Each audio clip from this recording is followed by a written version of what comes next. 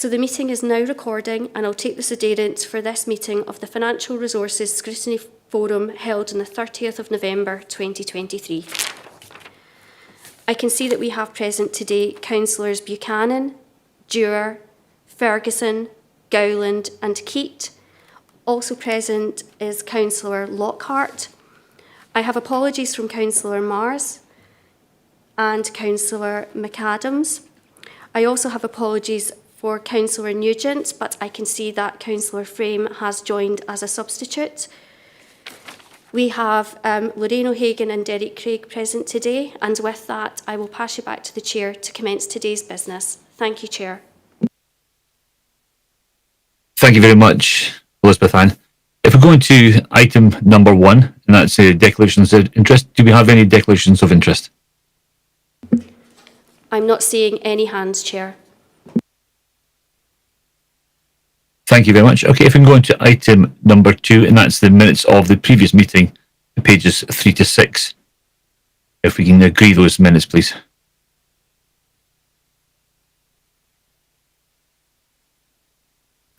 Agreed, Chair. Thank you very much. Thanks, Councillor Dewar.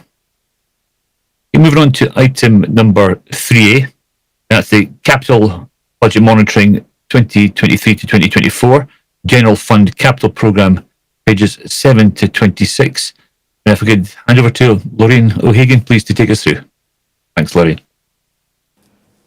Thanks, Chair, and good afternoon, members. So agenda item 3A then is the General Fund Capital Programme, and it starts in terms of the substantive part of the report is in section 4. So we note there that in section 4.1, the programme for the year totals 78.901 million. And that includes adjustments to the programme that were a net decrease of 1.455, which were approved by the Executive Committee on the 22nd of November. The adjustments reflect some additional funding from the Scottish Government for the Community Bus Fund, Transport Scotland for electric vehicle charging infrastructure and equipment.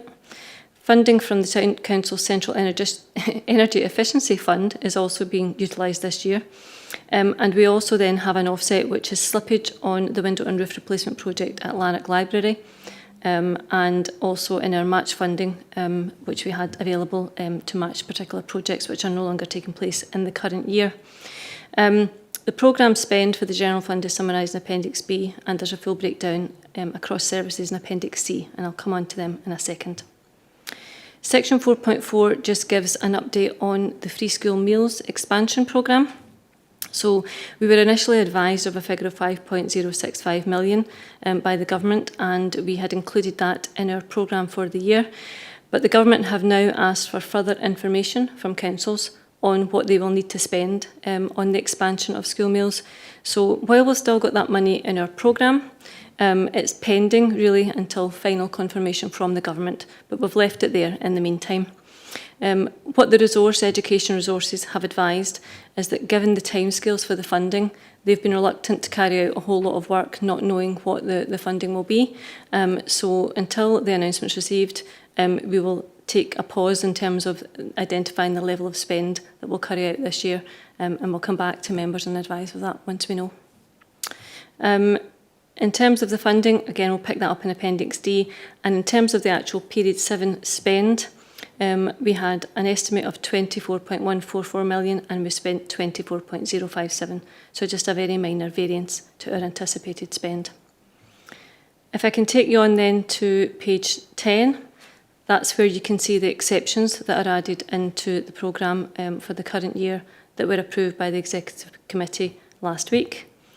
And then in terms of Appendix B, which is on page 12, you can see the position across the resources at a high level in terms of the previous period budget and the new budget, 78.901. Appendix C then on page 13 gives a bit more detail across all the service areas of the Council, and again it gives you the estimate to date and the actual to date at the bottom of the page. And then Appendix D, the last of the financial pages, is on page 14, and that details our funding package, a total of 78.901, which manages our programme of the same value. If I can hand over to Derek now, thank you.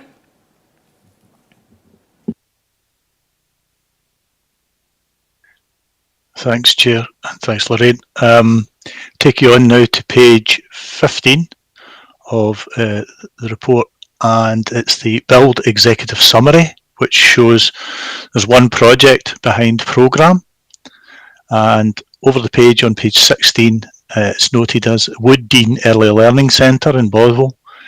The project is behind schedule due to the requirements to provide additional fire protection barriers behind the cladding of the building. So that's been delayed now, and education have been advised it will be April before that will be available for completion. Moving over to page 17, the non-executive build summary. There are no projects behind at this point in time. And then on to page 19, which is the roads summary. There is one project showing behind on the roads summary.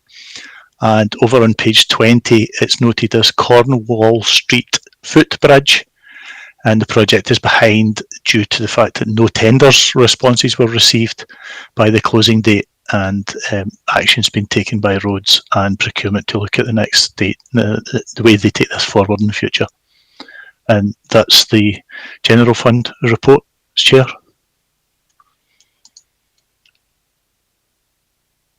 Thank you very much, Derek. Do we have any questions with regards to that report? I'm not seeing any hands, Chair. Okay, thank you. Can we agree that report, please? Agreed. Thank you, Councillor Dewar. Okay, moving on to 3B, and that's the Capital Budget Monitoring 2023-2024 Housing Capital Programme, looking at pages 27 to 32. And if I can hand back to you, Lorraine. Derek. Thank you, Chair. So on page 27 then, we have the Housing Capital Programme, and again that covers the period to the 6th of October 2023.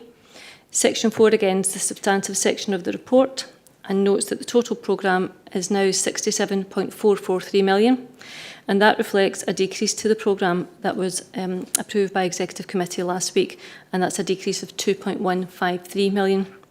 That relates to a delay in the development at Brackenhill Farm in Hamilton. The developer has advised of utility delays, which has impacted on the progress, and therefore construction has been delayed, with the estimated site completion date now October 2024. As a result, we have slipped £2.153 million into next year's programme to better reflect the anticipated timing of spend. Programme funding for the year also totals the 67.443, and we'll come on to that in the appendices in a second. In terms of the period 7 position, the budget for the period is 23.016 million, and we have spent 23.513. So we are slightly ahead of programme there, and that's really down to the number of buybacks through the open market purchase scheme, and they have been progressed slightly earlier than anticipated. Excuse me. In terms of the appendices then, Appendix A shows you the budget for the year at the top in terms of the expenditure, and then shows the income, the funding for the programme below it. And again, both are totalling the 67.443, and we have funding to manage our spend as at the 6th of October. And that takes us on to the build side. Thanks. Thank you, Chair. So the position of the Build Executive Summary for Housing Capital, we are showing that 6 projects are behind programme on page 30 of the report. And over on page 31, I'll just run down the 6 projects themselves. So the first one is Glebe Court in Lanark, replacement of a communal boiler and heating controls. The project was behind programme as a result of delay in issuing the tender, and that's now been completed.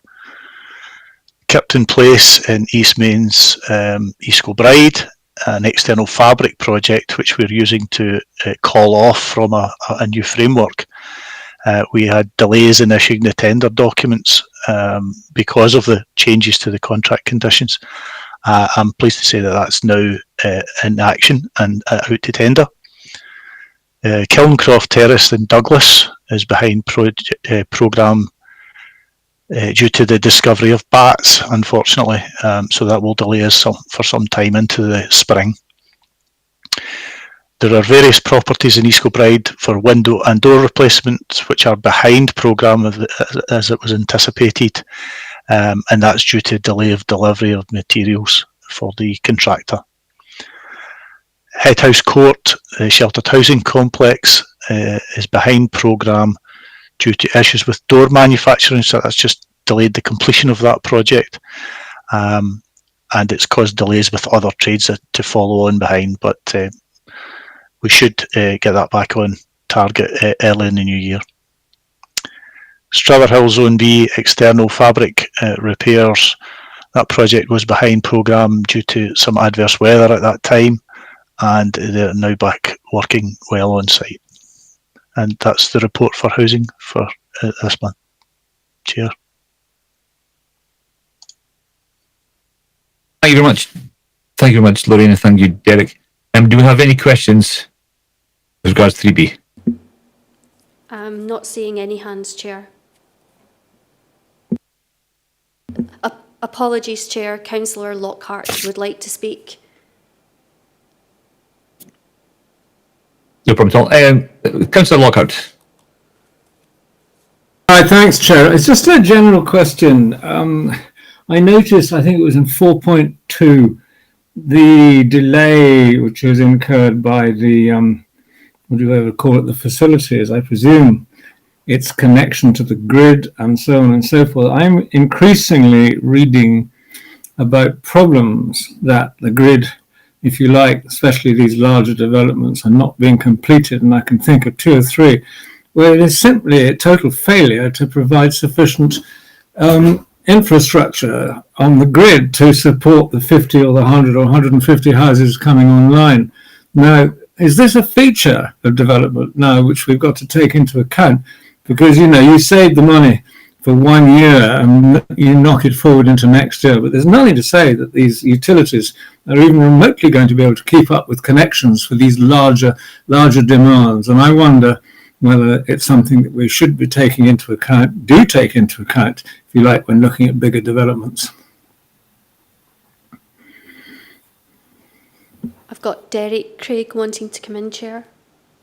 Yeah, no, Derek, do you want to answer that? I'll try and answer it, although it's slightly with our own remit in terms of utility companies. But what I will say, it's not so much just the connections to the grid here, it's the actual cable laying and the infrastructure around the overall development of that site has been delayed. So it's not the utility companies' connection back to the main grid that they are waiting on, it's the actual physical works on the site. So they've obviously experienced some kind of delay in getting those utility companies in to put in the infrastructure works within Brackenhill Farm area. So Taylor Wimpey have come back to us and honestly said we're not going to deliver the houses when we said we were going to deliver because we've been held back by this. So it's the roads and utility underneath the roads infrastructure that's actually in place rather than the connection to the main grid. Hope that's helpful, Councillor Lockhart. Well, yeah, thank you. I mean, obviously that answers the question. In this case, I had a wider question, which is the ability of the utilities now to provide the power, if you like, for 100, 200 house developments. And what's happening is that they simply aren't, you know, I don't quite know why it's not enough turbines or not enough infrastructure, not enough delivery or whatever it is, but it's increasingly becoming a problem where you've got some fairly substantial developments which are simply not going to get there because the utility companies are now having trouble.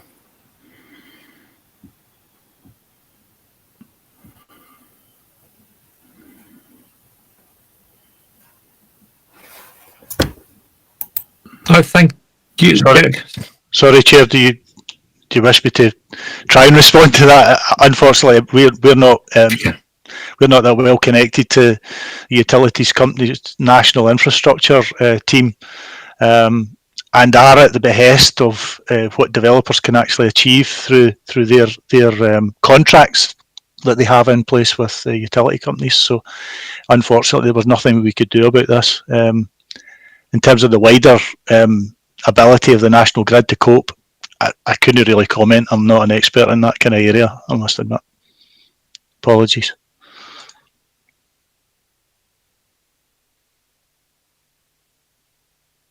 Okay, thank you, Derek. Ross, do you want to come in? Yes, thanks.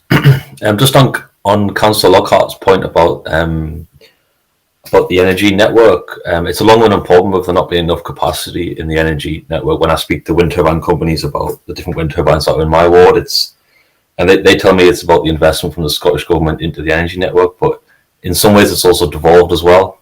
So it's a bit of an issue that goes between the Scottish Government and the UK Government and investment in the energy network. But I was also going to ask a question about the bats in Kilncroft Terrace in Douglas. I think I've heard anecdotally about those bats, just from constituents and things. Can I ask where were the bats found and what action is being taken to remove them? So it is unusual to find that in a house, I believe. At least. Okay, thanks. Councillor Gowland, I couldn't honestly say where they were exactly found. I'm not aware of the specifics around that project. What I will say is it's not unusual to find them when you don't expect to come across them, because we normally carry out what's called a priority roost assessment beforehand, and we've obviously not thought that there was going to be any there. The only thing that you can do in advance of, if you know that there's going to be bats involved, is get a special license to actually have them moved. But that's usually before they start roosting. Once they're roosting, you cannot touch them during the cold season, basically. So that's the delay to the project. Right. Okay. Has anybody got any other questions? Are we happy to move on?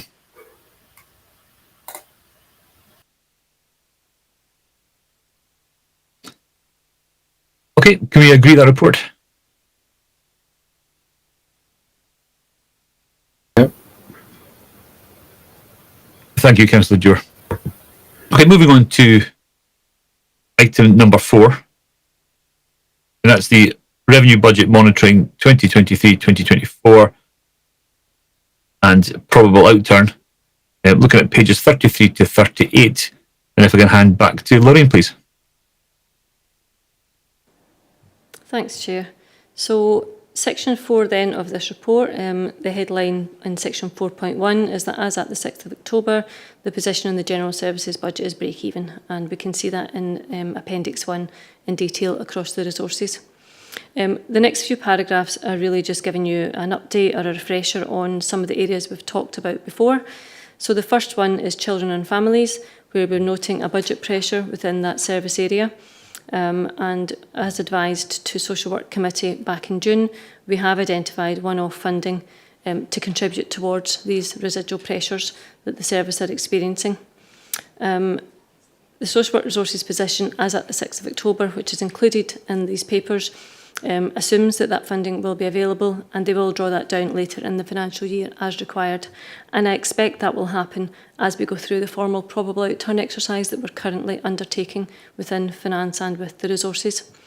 Ongoing actions on plans to manage the budget pressures, including consideration of emergency expenditure only requirements and looking at the potential for an intensive support and monitoring service as a community alternative to care, are being considered, and the resource are looking towards managing their overall pressure into 2024-25. The next area there is adults and older people. So again, we've touched on this in the previous papers. We did advise previously of the outcome of the job evaluation exercise, and that's in section 4.6. As at the 6th of October, we have incurred costs of £3 million in the current year, and these costs are through the IJB budget, but as a consequence of the reporting requirements, they also appear within the figures again in Appendix 1. Officers within the IJB have been looking to identify recurring solutions, and an overall recovery plan was agreed by the board on the 18th of October. And again, we'll be looking to realign budgets in the coming months to reflect that agreement. The next area to note then on the General Services budget is teacher numbers, and that's in section 4.8. We noted before that funding had been held back by the Scottish Government until after the census details are received by the Government and until councils provide assurance that they have maintained their teacher numbers. So again, just for noting at the moment, this amounts to 2.934 million, and that exercise is ongoing and hopefully near a conclusion, and we'll report back to members when we get to the end of that. Section 5 then looks at the housing revenue account position. Again, shows a break-even position against the phased budget at this point in the year, and it does include a higher than budgeted transfer from reserves at this time due to the increased level of cost experience, and the resource are looking at options to manage that. And again, that's something that we will pick up on through the formal probable outturn exercise for the council.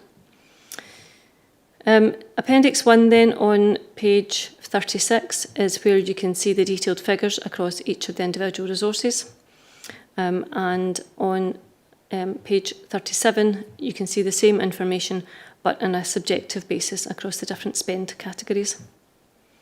Appendix 2 then on page 38 is the housing revenue account, and again that gives a bit more detail on the specific spend lines within the housing revenue account. And that's all for that report. Thanks, Chair. Thank you, Lorraine. Do you have any further questions? I'm not seeing any hands, Chair. Okay, thank you. Can we agree that report, please? Agreed. Super, thank you, Councillor Dewar.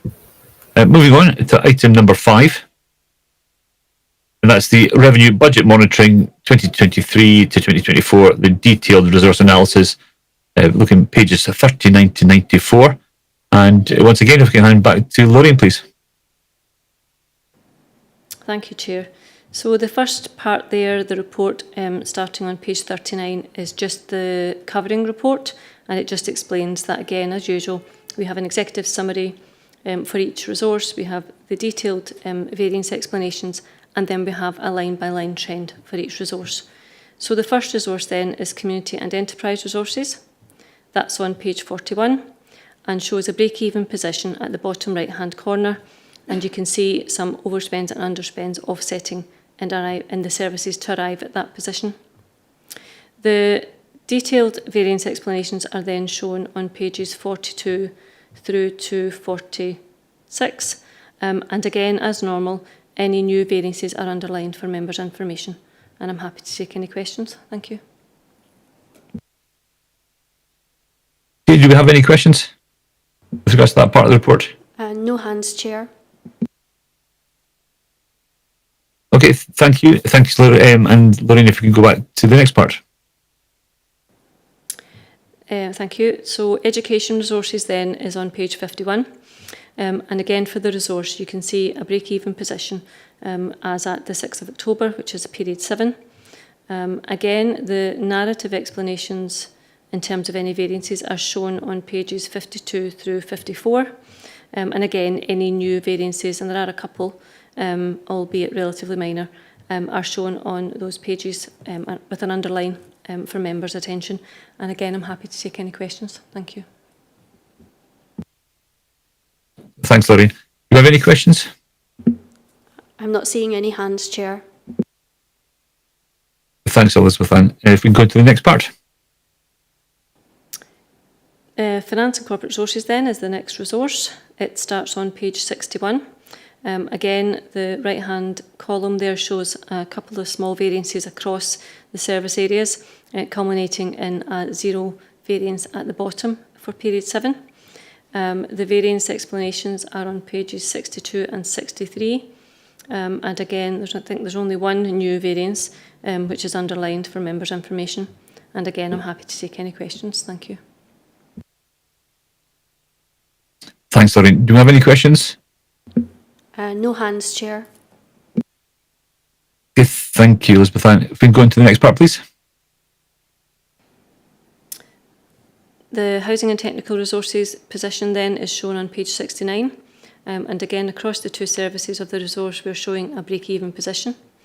The variance explanations are shown on pages 70 and 71. And I don't think there's any new variances this period. But again, happy to take any questions. Thank you. Thanks, Lorraine. Are there any questions? No hands, Chair. Thank you. Okay, if we can go to the next part, please. Thank you. The housing revenue account then is on page 77, and this is just a bit more detail on the statement we looked at earlier. Again, it just gives you the variance explanations arriving at a break-even position for the service area at this point. And we've got one new variance which is highlighted for members' information. I'm happy to take any questions. Thank you. Thank you. Do we have any other questions? No hands, Chair. All right, thank you. If we can go to the next part. The final resource then is social work resources, and that's on page 83. Again, zero variance at this point in the year, with some ups and downs across the service areas that you can see on the right-hand column there of the page. If I take you over to page 84 through to 88, I think, yep, that's where the variance explanations are for social work, and again, any new variances are underlined for members' information. I'm happy to take any questions. Thank you. No, we've got any further questions? No hands, Chair. Okay, thank you very much. And can we agree the entire report? Agreed. Thank you, Councillor Dewar. Right, item number 6, urgent business. We don't seem to have any urgent business, so I would like to thank all members for their attendance today, and we'd like to close the meeting and have a great break when it comes. Thank you very much.